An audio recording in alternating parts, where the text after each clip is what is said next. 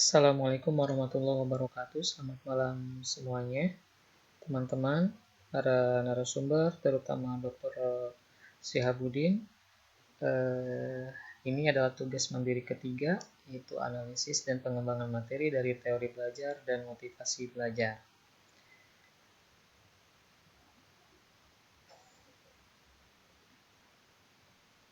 Kalau misalkan kita lihat dari materi yang tadi sudah diberikan oleh atau disampaikan oleh Dr. Syihabuddin, kita akan coba menganalisis atau menganalisa. Yang pertama itu adalah teori. Kalau misalkan dilihat dari definisi, teori adalah analisis hubungan antara fakta yang satu dengan fakta yang lain pada sekumpulan fakta-fakta yang disusun secara sistematis, logis, empiris, juga simbolis dalam menjelaskan suatu fenomena. Jadi kalau misalkan kita lihat atau misalkan kita amati, di situ ada secara sistematis, logis, dan empiris. Jadi kalau misalkan yang namanya teori itu harus sistematis, rasional, dan juga mempunyai kenyataan yang pastinya. Selanjutnya yang kedua adalah belajar. Belajar merupakan aktivitas sadar dan menatap pada yang dilakukan oleh manusia sebagai individu dalam berinteraksi dengan lingkungannya, yang mengakibatkan perubahan perilaku meliputi perubahan sikap, pengetahuan, dan keterampilan. Kita sering mendengar kata belajar. Jangan misalkan contohnya kita mendidik anak. Biarkan anak itu belajar, jangan sampai, jangan, itu kotor. Jadi kita harus tetap biarkan mereka, karena itu adalah perubahan daripada aktivitas sadar dari mereka itu sendiri. Kemudian ada yang ketiga adalah pembelajaran. Pembelajaran merupakan proses interaksi antar peserta didik dengan pendidik, dan sumber belajar pada suatu lingkungan belajar. Jadi yang namanya pembelajaran itu diantaranya harus ada interaksi antara peserta didik. Kemudian ada pendidik, ada sumber belajar, dan lingkungan belajar. Itu bisa disebut dinamakan pembelajaran. Apakah kalau misalkan tidak ada pendidik, bagaimana? Apakah itu bisa disebut pembelajaran? Mungkin saja tidak, karena di sini ada tiga, terutama peserta didik, ada pendidik, dan sumber belajar. Itu pusatnya daripada pembelajaran itu sendiri. Kemudian ada motivasi. Kalau misalkan kita melihat definisi dari motivasi itu sendiri adalah sebuah dorongan, hasrat, ataupun minat yang begitu besar di dalam diri untuk mencapai suatu keinginan, cita-cita, dan tujuan tertentu. Jadi apa sih motivasi itu sendiri? Kalau misalkan kita lihat definisinya, ini tuh hasrat. Hasrat apa? Kita itu menginginkan apa? Jadi kita tuh harus termotivasi. Motivasi untuk apa? Contohnya, kita harus dapat kuliah melanjutkan ke S3 atau mendapatkan gelar doktoral, gitu kan? Nah, motivasinya itu apa? Gitu kan? Kita ingin naik jabatan menjadi misalkan rektor, kepala, atau misalkan guru besar, gitu kan? Itu motivasinya. Seperti itu. Itu bisa disebut dengan definisi dari motivasi. Kemudian ada teori belajar. Kalau misalkan kita lihat definisi teori belajar di sini adalah teori yang pragmatik dan eklektik. Nah, ternyata teori belajar ini punya 5 mazhab. Yang pertama itu adalah mazhab tingkah laku, yang kedua mazhab kognitif, yang ketiga mazhab humanistik, yang keempat mazhab konstruktivistik, dan yang terakhir adalah mazhab sibernetik. Kalau misalkan kita lihat definisi dari satu persatu mazhab ini, yang pertama itu adalah mazhab tingkah laku, menekankan pada hasil dari proses belajar. Jadi, mazhab tingkah laku di sini menekankan pada hasil dari proses belajar. Kalau misalkan kita contoh seperti ini, yang namanya belajar itu pasti ada proses. Hasilnya jelas akan bagus kalau misalkan proses belajar itu bagus. Itu mazhab tingkah laku. Kemudian ada mazhab kognitif. Mazhab kognitif di sini menekankan proses belajar. Jadi penekanan mazhab di sini, mazhab kognitif ini adalah prosesnya. Kalau misalkan untuk tadi tingkah laku, hasilnya. Nah, kemudian kalau misalkan ada mazhab humanistik, menekankan isi apa yang dipelajari. Apa sih? apa sih isinya gitu kan yang dipelajari oleh kita.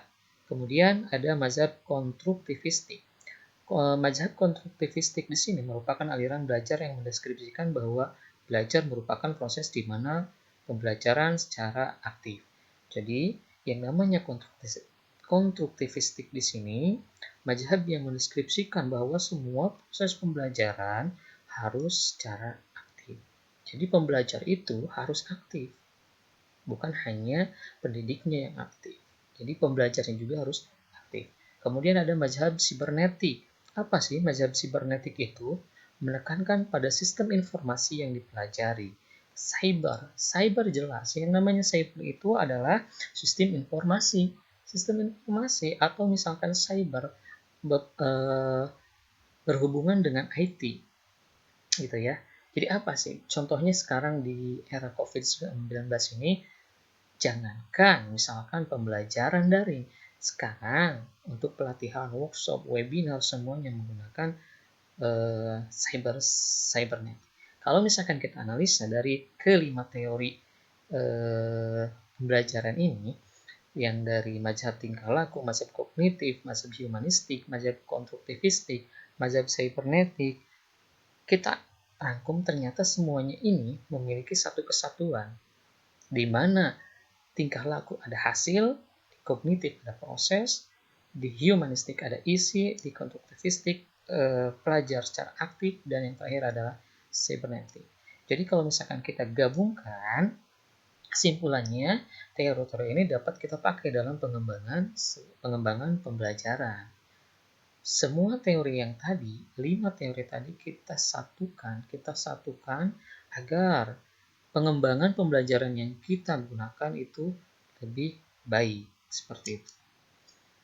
Lanjut, di sini kita akan coba menganalisa atau misalkan dari kesimpulan-kesimpulan Dr. Syihabudin. Yang pertama itu ada teori belajar. Teori belajar di sini teori belajar berakar pada psikologi pendidikan, komunikasi dan bidang kajian lainnya. Dalam pendidikan melibatkan ilmu psikologi, komunikasi, sosial, filsafat, dan ilmu-ilmu lainnya. Jelas, pendidikan itu berkaitan erat dengan psikologi, komunikasi, sosial, filsafat, dan ilmu lainnya. Tidak ada satupun jenis cara belajar yang ideal untuk segala situasi. Memang kalau misalkan nanti kita sudah bahas pada kesempatan tanya jawab juga seperti itu. Tidak ada satu jenis belajar yang ideal. Karena kalau misalkan kita lihat blended learning 30% dengan 70%-nya sama, gitu kan? Motivasi, kita balik ke motivasi lagi. Motivasi disesuaikan dengan kondisi, bidang, dan tingkat kesulitan yang dihadapi peserta didik, kemampuan yang dimilikinya, dan tujuan yang ingin dicapai. Kalau misalkan kita lihat motivasi di sini, kesimpulannya,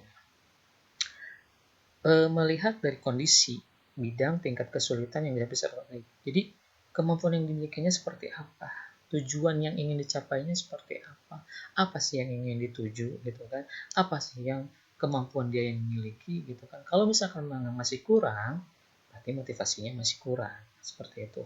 Sukses dalam belajar, di sini ada 4. Yang pertama itu learning to know, learning to be, learning to do, learning to live together. Kalau misalkan kita lihat poin per poin di sini ada learning to know, mengetahui apa yang kita pelajari, seperti itu. Menjadi diri sendiri, learning to be, jangan jadi orang lain, jadilah diri sendiri. Katakan kita mampu, kita bisa.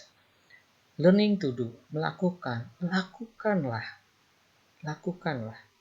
Learning to live together, kooperatif, hidup bersama. Jadi jangan menyendiri, jangan misalkan sendiri gitu mengerjakan apa-apa, bahwa itu kita tidak bisa tapi pura-pura bisa, seperti itu. Dan yang terakhir adalah kiat-kiat sukses belajar. Yang pertama ada tujuan atau cita-cita, kedisiplinan, konsistensi, pengetahuan, keyakinan, tindakan, sehat jasmani, dan rohani. Bapak Ibu, di sini kita pertama ada tujuan atau cita-cita. Kalau misalkan kita lihat tujuan dan cita-cita jelas. Kalau misalkan memang kita ingin sukses belajar, kita harus tahu dulu tujuan dan cita-cita kita itu apa. Yang kedua adalah kedisiplinan. Disiplin, tepat waktu. Apapun itu kita harus disiplin. Kalau misalkan dari gampang lah untuk mendisiplinkan belajar, istilahnya seperti itu ya. Kehidupan kita sehari-hari saja. Disiplin untuk tepat waktu pada sholat.